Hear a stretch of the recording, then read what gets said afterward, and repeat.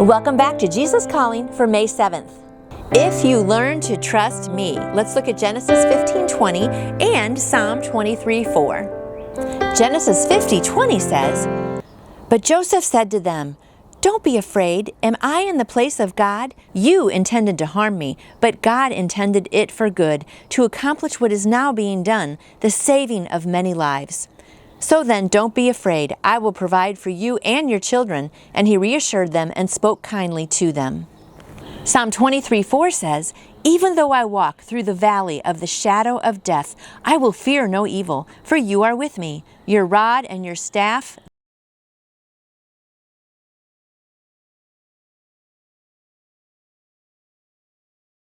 you from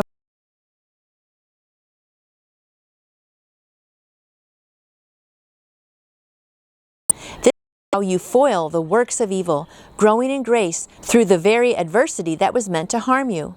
Joseph was a prime example of this divine reversal, declaring to his brothers, "You meant evil against me, but God meant it for good." Do not fear what this day or any day may bring your way. Concentrate on trusting me, on doing what needs to be done.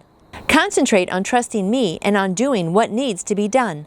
Relax in my sovereignty. Remember that I go before you, as well as with you, into each day. Fear no evil, for I can bring good out of every situation you will ever encounter.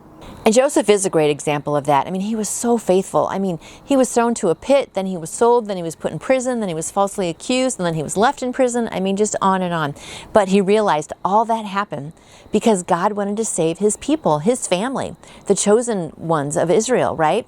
And so, you know, it's hard though, isn't it, my friends, when we're in it, like we just want to complain and it seems so hard and everything's just so difficult. But this is a really good reminder to remember that God is sovereign and he sees the big picture. Remember, like I always say, and we're just one little small puzzle piece. And so today, if you're in a hard time, I know I'm kind of in the middle of a hard time right now. I'm just really trusting that somehow, even though it seems like some people mean things for evil in your lives, you've all been on the receiving end of that, right?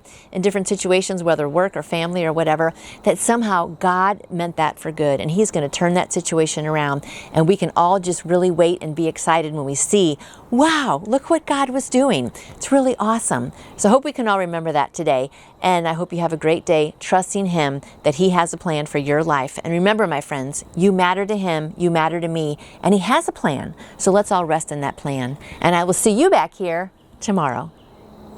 You can order your own Jesus Calling devotional book by going to jesuscalling.com. And I would love to answer any questions you may have about faith in Jesus. Just email me through my website, nancyjoytoyou.com. And I hope you go out and shine for him today. See you tomorrow.